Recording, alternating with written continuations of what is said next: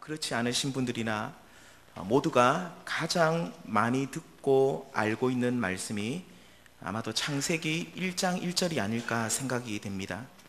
태초에 하나님이 천지를 창조하시니라.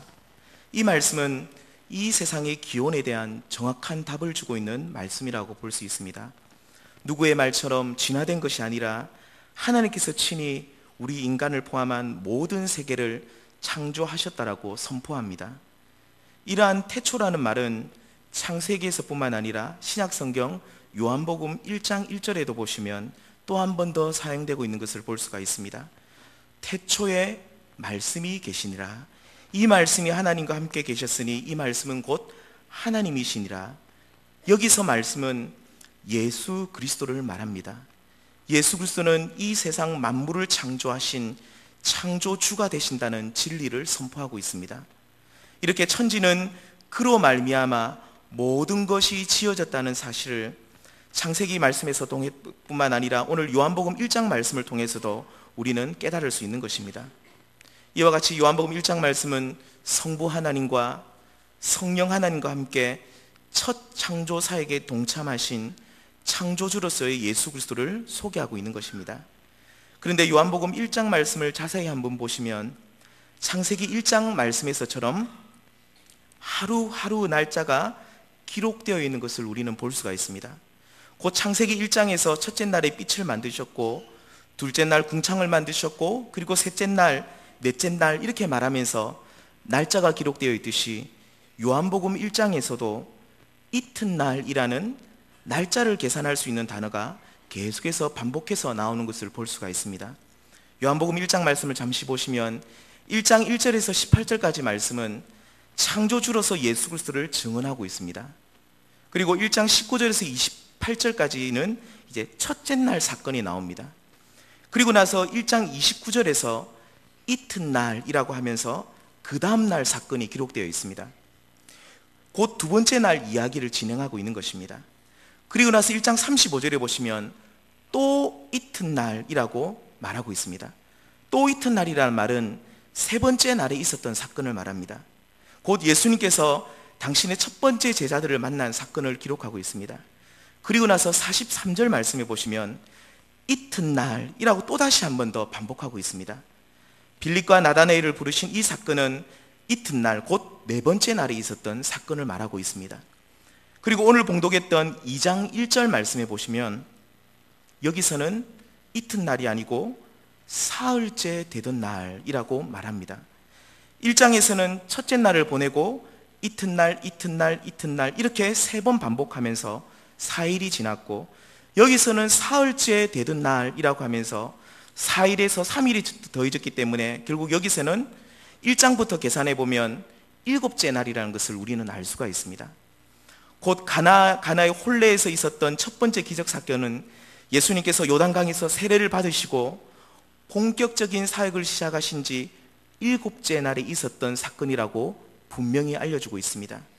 그리고 또한 2장 1절에서 사흘째 되던 날이라는 이 말은 일반적으로 성경에서 예수님의 부활을 언급할 때 사용하는 관용어구라고 우리는 말할 수 있습니다. 가까운 예로 요한복음 2장 19절 말씀을 보시면 예수님께서는 친히 부활하실 것을 이렇게 말씀하십니다. 예수께서 대답하여 이르시되 너희가 이 성전을 헐라 내가 사흘 동안에 일으키리라. 여기서뿐만 아니라 신약 성경에서 사흘째 되던 날은 그리스도의 부활하심을 말할 때 흔히 사용되던 관용어구라고 성경은 말하고 있습니다. 이렇게 예수 그리스도께서는 당신께서 친히 부활하실 것을 미리 알려주시는 사흘째 되던 날 가나 혼례 잔치에서 기적을 행하셨습니다. 이러한 사실을 통해서 우리는 두 가지 영적 교훈을 받을 수 있습니다. 첫 번째는 사흘째 되던 날 부활하신 예수 그리스도께서는 새로운 창조의 역사를 성도들 안에서 행하시는 분임을 우리는 알 수가 있습니다. 태초부터 계셔서 성부 하나님과 성령 하나님과 함께 첫 창조 사역을 감당하셨던 성자 예수님께서는 지금 부활하셔서 우리 안에 새로운 창조의 역사를 일으키시는 분이라고 오늘 우리에게 가르쳐주고 있습니다. 마치 물이 변하여서 포도주가 되는 것처럼 그리스도를 믿는 성도들은 새로운 존재로 거듭나게 됨을 말씀하고 있습니다. 그렇다면 누가 이렇게 부활하신 예수 그리스도를 통해서 새로운 피조물로서 새로운 창조의 그 역사를 경험할 수 있습니까? 바로 부활하신 예수 그리스도를 주인으로 자기 인생의 왕으로 고백하는 사람들입니다.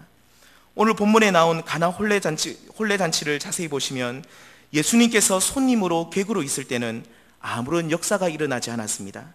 하지만 예수님께서 그 집의 주인처럼 모든 종들을 부리는 위치에 서게 되었을 때에 물이 변하여 포도주가 되는 역사가 일어났던 것을 우리는 알 수가 있습니다. 이와 같이 부활하신 예수 그리스도께서 우리 삶의 주인이 되실 때 성도는 그의 삶 속에서 물이 변하여 포도주가 되는 것처럼 새 창조의 역사를 경험할 수 있는 것입니다. 하나님 안에서 전혀 새로운 사람으로, 새로운 성품을 가진 사람으로 바뀌게 된다는 것입니다.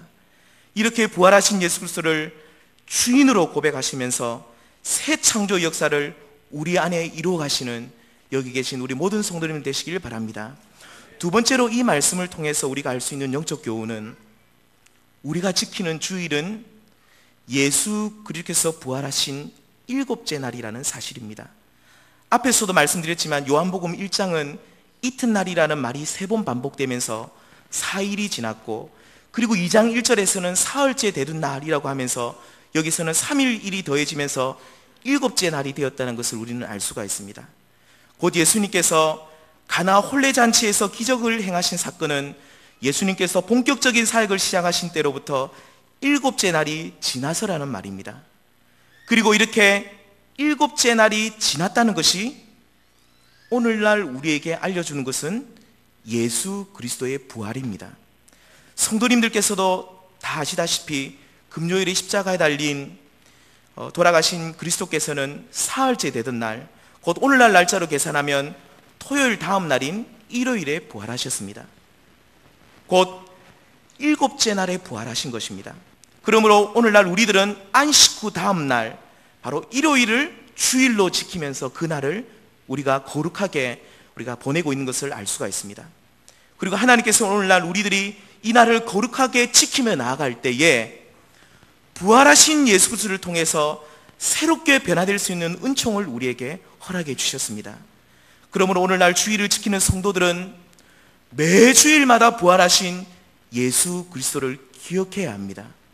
부활주일만 생각하는 것이 아니라 매주일마다 십자가에서 죽으시고 그리고 무덤에서 부활하셔서 승리하신 그리스도를 고백하며 하나님께 예배해야 할 것입니다. 더 나아가서 오늘날 우리가 주일을 지키는 의미는 구약의 안식일을 지키는 그 정도의 수준이 아니라 부활하신 예수 그리스도를 만나고 그분을 통해서 온 마음과 영혼이 새롭게 태어나는 변화와 회복의 시간들로 삼아야 할 것입니다. 오늘 말씀에서 가나에 있었던 이 혼례잔치에서 새 포도주가 넘치는 풍성한 기쁨이 있었듯이 우리를 또 부활하신 예수 그리스도를 통해서 풍성한 하나님 나라의 잔치를 맛보아야 한다는 것입니다.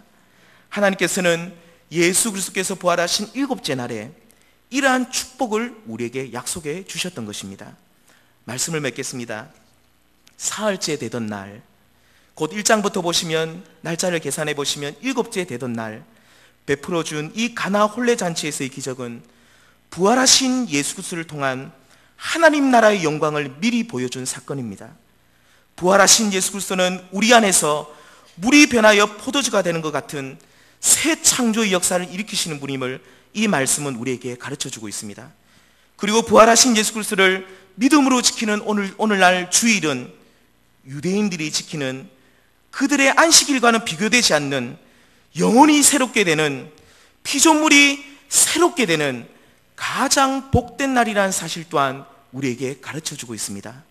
왜냐하면 이 날은 부활하신 예수 그리스도를 통한 새 창조의 역사와 진정한 안식이 있는 날이기 때문입니다. 사랑하는 성도님들, 예수님께서 다시 오시는 그날까지, 우리 주님이 다시 오시는 그날까지 부활하신 예수 그리스도를 기억하는 이 주일을 끝까지 잘 지켜나가시는 여기 계신 저와 여러분들 되시기를 바랍니다. 그래서 우리가 그 안에서, 그분 안에서 그리스도 안에서 날마다 새로운 피조물로 거듭나시는 여기 계신 모든 성도님들 되시기를 바랍니다.